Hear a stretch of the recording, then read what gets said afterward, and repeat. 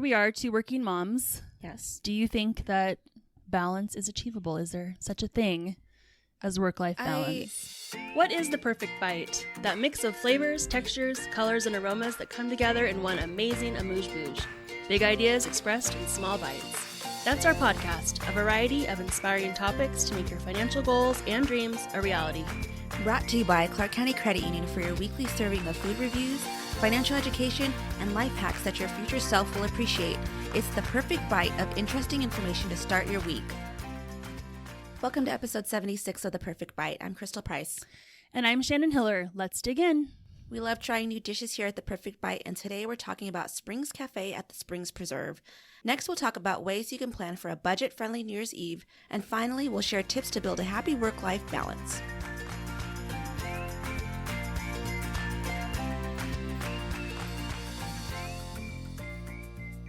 So each week on The Perfect Bite, we'll visit a local Southern Nevada restaurant that we hope you will try out and support. And this week we're sharing a personal favorite, Springs Cafe, which is upstairs at the Springs Preserve. It's if you haven't been there, it's a 180-acre attraction that shows the valley's history and sustainability, and it was created by the Las Vegas Water District. Has these beautiful nature exhibits, botanical gardens, and all sorts of events for families. Have you gone ever with your family? I have. We used to always go to the Halloween experience, and it was so much fun. And it was the Day of the Dead, right? They have that one? Dia de los Muertos. Yeah. And then they have a butterfly thing there.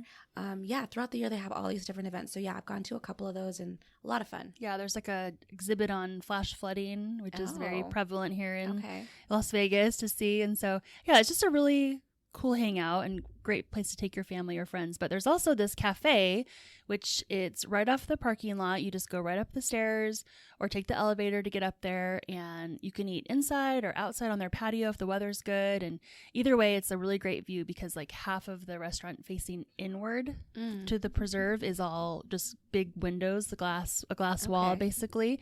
So you can see all of the vegetation and greenery, and it just kind of looks like where am I? And so there is, I think, an actual spring there that feeds all the plants, and it's just a unique spot in Vegas. So the cafe itself, I believe, has changed a bit over the years. There's been different chefs and different management, so the menu is still kind of the same though: salads, sandwiches, burgers, smoothies, brunch items. And so right now I noticed it has a lot of vegan and vegetarian items as well, but what did I order? The burger. There's just this classic burger that I almost always get. It's a beef patty with balsamic caramelized onions, basil aioli, and blue cheese crumbles. Gross. That's on the side. You know how I feel about blue cheese. And then you can get sweet potato fries or a side salad. And I have a friend that we would go, and she would always get the tomato soup with grilled cheese, which is actually on the kids' meal. But that was her favorite thing. So another thing to know is they always have breakfast served all day. So I think the next time I go, this seems like something I could make at home, but I know it will be better. But avocado toast on sourdough with egg and bacon jam. And then it comes with breakfast potatoes too.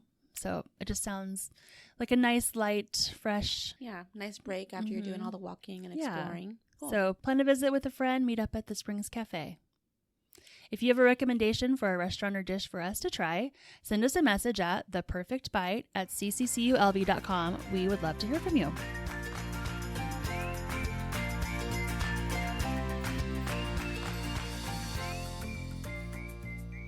So organizing a fun New Year's Eve party can be a challenge for some of us, especially when holiday parties and family gatherings are back to back. I'm feeling that right now. It's Halloween, Thanksgiving. It all just blends all together. Christmas, New Year's, yes. So today we're sharing some tips to help you get through it. Let's jump into New Year's Eve budget tips that won't sacrifice your fun or your style. So the first tip is to repurpose existing decorations. Like Shannon mentioned, we've just come through Halloween, Thanksgiving, maybe other little in-between events. So you might have some extra decorations that you can reuse. Take a look around your house and find decorations that you can easily repurpose. Repurposing them by adding texture, layers, or new pieces to add to your decorations. So have you heard about this New Year's tree? No. What is this? So you just keep your tree up, from Christmas if you have a Christmas tree. Okay. And then you take off the decorations, but you leave the tree up, and then you add like noisemakers or New Year's Eve hats or like those glasses that say like 2024. That sounds fun. And decorate the tree. I know someone who has a tree that transitions then into the Valentine's Day Year tree round. and the Easter tree. Yeah. So it's like a full-size tree. Yes, it's a full-size tree. Okay. It's a year-round tree for all the holidays. Mm-hmm.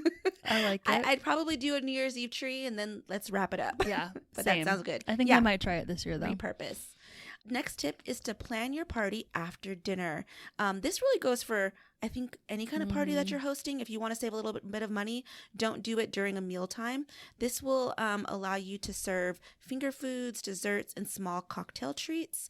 You don't have to prepare a heavy meal to feed your whole party. And also for New Year's Eve, like they're going to be there a while if you're going to celebrate until midnight. So we've done this before. It's like, let's meet at, 8 or something. Like come over at 8, we'll have dessert, and then watch a movie or countdown or whatever. Yeah, exactly. Chips and salsa. I'm there. And everybody brings your own chips. Tip number 3, consider hosting a potluck party. So whether you're doing it before or after dinner, your guests can bring their favorite dish to your party and help you save on some money. I've done this before. Like, okay, I'll bring the salty stuff, you bring the sweet stuff. So mix it up, get everybody involved. I'm sure everyone will like to contribute. Mm-hmm. Tip number 4 is to check if you have any fireworks from last 4th of July.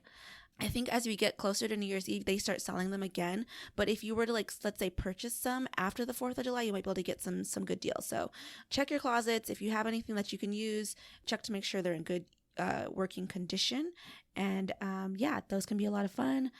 Or you usually have sparklers. Yeah, sparklers and party poppers. Those little ones. Simple. Yeah. Mm-hmm. And tip number 5 is to keep your New Year's Eve party intimate. So if you have a limited number of guests, you will not only save money, but you'll also feel more relaxed and avoid feeling stressed out and with all of the preparation, entertaining of a large group of people. Now we're going to take a quick break to hear from our sponsor. Clark County Credit Union members have received more than $73 million in bonus dividends since 2001 just for using the credit union services they need every day. Since CCCU is owned by our account holders, they earn the dividend, not shareholders. This year, we returned a $2.6 million bonus dividend to members with auto loans, credit cards, and checking accounts. Open an account today and start earning your own bonus dividend. Funds privately insured by American Share Insurance. Next up is our Future Self segment inspired by the Happiness Project. So for many of us, especially this time of year, finding that equilibrium between work and life may seem like an impossible thing. We're going to share ways that you can help find that balance. And these are tips from Mental Health America on pursuing the seemingly impossible goal of work-life balance. So here we are, 2 working moms. Yes. Do you think that balance is achievable? Is there such a thing as work-life balance? For me, I think it's like in waves. It's not always a good 50-50. Sometimes it's a, 80-20, which is not great. And then I got to pull myself out of that. Then it's like a 60-40 and, just kind of this wave of going up and down. So in a dream world, 50-50, but we can always achieve to be better. I think I picture the scale, the balance and scale, both sides. And I've had that same thought, it's never going to be just exactly even. You're just going to right now I'm going to be a really good mom and I'm focused all in on my kids, and the scale goes whoop, one side, and then the other time I'm at work now and I'm doing this, but today my son has something at school, so I'm going to lean the other way. And so I just always feel like people are seeking this balance, but really it's it's integrated for me, and I just have to do more of one thing, like you said, it just leans that way. Yourself, okay, I'm mom now, I'm mom mode, I need to be exactly present. I think that as long as one side of that scale isn't always tilted down, and isn't dominating your entire life, I think you're doing a pretty dang good job. So be nice to yourself out there. So anyway, to set the balance, there's a couple tips we're going to share. At work, number 1, set manageable goals each day. Being able to accomplish your tasks or projects at work gives you a sense of accomplishment, but overdoing them can be bad for your overall health and work performance. So just be realistic about your workload. I think that making a to-do list of those important items, I actually try to prioritize A, B's, and C's on my to-do list and be okay, if I only got the A's done today, I'd be pretty happy. Yeah. And the bees can wait till tomorrow. That's what I try to do. And then ask for help when necessary, or be honest about, your workload and deadlines, and just say, hey, I need some help on this one, or it's going to be finish this. Please help me. Yeah. I think most people would be reasonable about that. And if they're not, we're hiring at Clark County Credit Union. Number 2, ask for flexibility. Ask your manager to allow you to work flexible hours or work from home. We know this isn't possible for everybody. Certain jobs are, dealing with customers or the public, and that's not really an option. But if it is, it can really help your productivity if you're working from home, as well as like having that extra time from the commute to bring that flexibility back into your life. So just look and see if it's an option and if you think it would work for you. And number 3, take a break. Taking small breaks throughout the day just helps clear your head and improves your ability to deal with stress. I also want to add, like, take a real lunch break too. Yeah. I know, like, sometimes I'll just sit at my desk, or even working from home, I'll say I'll just keep going. But even taking a short, real break, go for a walk, watch 30-minute, 25-minute show, whatever. I've been doing that, like, especially at lunchtime. I'm like, okay, no, I'm going to shut it down. I'm going to put my phone to the side, and I'm going to, binge watch the next Keeping Up with Kardashians or whatever it is, because I need a break to refresh. And then when I come back, it's like, okay, jump back into work mode. Right. Exactly. Is there anything else that you would add to that list? I think that's a really good list, and I like the to-do, making that to-do list. For me too, that does help, just kind of seeing what's the plan for the day. And as I mark through items, I just feel it makes me feel better about what I've accomplished for the day. And at the end of the day, I can look back and be like, okay, that was a good run. I can put that aside and now work on my family, family stuff. Yes. So speaking of family, so when you're at home, our scale is leaning the other way now. Some other ways to find that elusive balance is to, like you said, unplug and take a break from notifications, work emails, all the things that are on our phones or computers. Just step aside from that. And I think, again, the work from home people might have a challenge with this because work is at your home and you can access that computer anytime you want. And so really sticking to a schedule and keeping to it, and especially letting your family know, like, okay, work's over, I'm present now. And there's times that I'll work later, but for the most part, I think I'm pretty good at that. Number 2, get support. So taking time to hang out with your family and friends, it really is a positive impact for your mental health. We last night just did something really fun as a family, kind of last minute. And I was telling my husband, like, we have so much going on. We probably should not be doing this, but it was just this like spur of the moment thing, gather up all the kids' friends and go watch the holiday lights at the Speedway. Okay.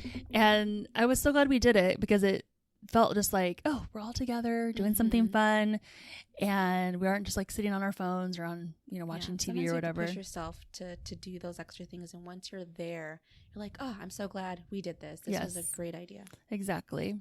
So take time for your family, and then also just talk about your emotions and stress. Like, get it out. Like, I know for me, my husband is like my sounding board of like, I gotta tell you about this thing that happened, and just having that. Look at this text. Yes, this person, or what do I reply, and blah, blah, blah. So kind of you talk it out and get it out of your system. And then the third tip is treat your body right. So being in good shape physically increases your tolerance to stress and reduces sick days. And so we've talked recently in an episode about, walking more, working in exercise into your meetings, just, eating right and getting sleep. I think that those are all important things.